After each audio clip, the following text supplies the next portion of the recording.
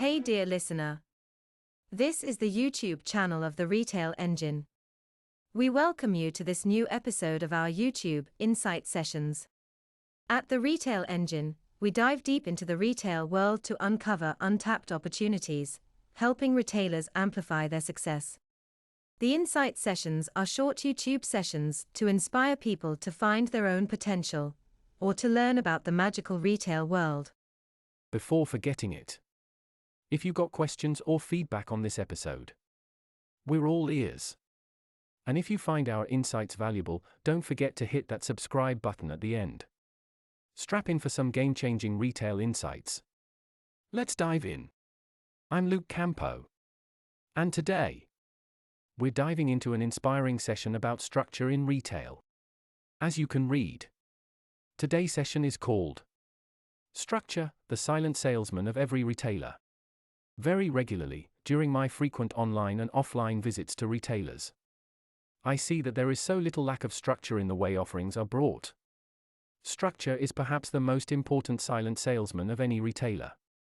In any case, I personally have a very strong belief in this strong tool. If customers quickly sense and pick up on a structure, they will also be more likely to positively connect with the brand. Connection, connection, connection. Yes, indeed, the positive connection with your brand is what retail was and always will be. Those retailers who have a good connection with their customers will win. Because retail is not B2C, is not B2B, is not B2B2C, but is H2H, or a human-to-human connection. And don't forget that the human imperfections are included in this. Because nobody is perfect and imperfectness becomes then very human, not. But how do you make that strong connection and ensure that customers not only pick it up, but pass it on? Quite simply. Yes, indeed, by using the weapon of simplicity. To start, tell a story so simple that not only everyone does understand it, but everyone can easily pass it on.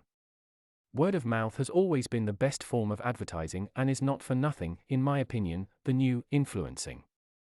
If real people can be the influencers of your brand, what a win will that be? How to build that simple story we will discuss in another session. We talk about structure today. However, once a simple story is in place, it's just a matter of translating it to all points of contact with our customers.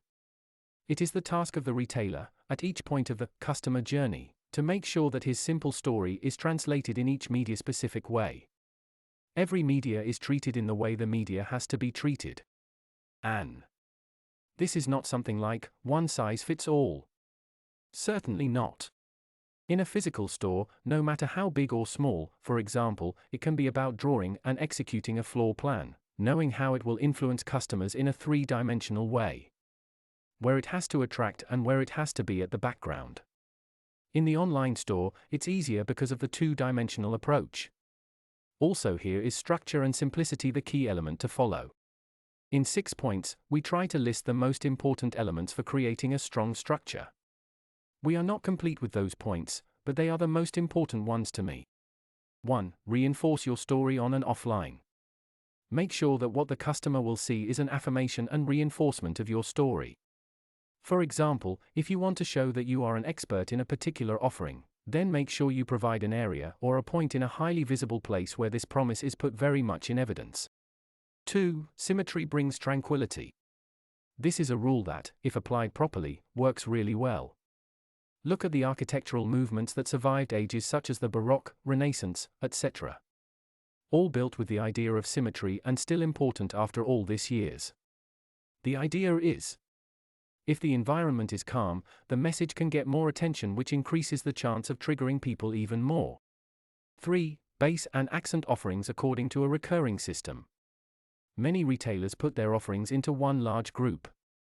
By dividing your offer into basic and accent offerings, you make it easier and more understandable for customers.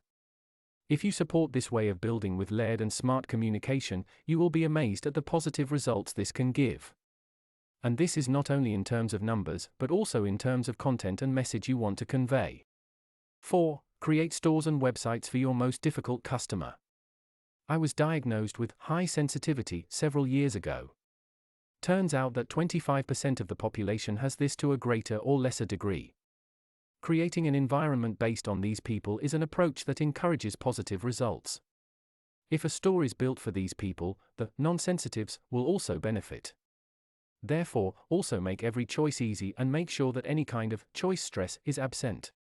5. Simplicity as a booster of the business. The power of simplicity starts primordially with the story. The simpler the story, the easier it is to understand and the faster and easier it will be shared. Don't drown in complexity and, above all, don't assume that your customers already know your story. Consider a system to get feedback from your customers, listen to them, be critical and don't forget to do something with it. 6. Constantly question yourself. And as a final point, I will state that I still see a lot of retailers today who continue to do the same thing year after year and remain stuck in their same structure. I see this way of working and thinking as a kind of suicide for the brand. Standing still is going backwards. Understand that I will never and definitely not recommend this behavior. Certainly, because this was one of the main reasons why we had to say goodbye to some retailers. Corporate blindness is one of the biggest causes of failures. And nothing is easier to blame changing society, when in fact these changes hold new solutions. But of course this has to do with change, and many have a really hard time with that. Many of my acquaintances enjoy watching programs like Kitchen Nightmares, where Gordon Ramsay tries to bring a nearly dead restaurant owner back to life. In the retail industry, I see similar things happening at small and large retailers at many times, and it's really unfortunate. Please, never let it get that far. We are open to discuss your ideas. So, this was it for today, people. The first session of the Retail Engine Insight sessions. We hope it inspired you. Do you have any questions, or just want to comment on this episode? We are all ears, let us know. Send me an email at luke@theretailengineer.be. And if you found the insights valuable, click the subscribe button. We're not out of stories yet. Nice day, or night, depends of course.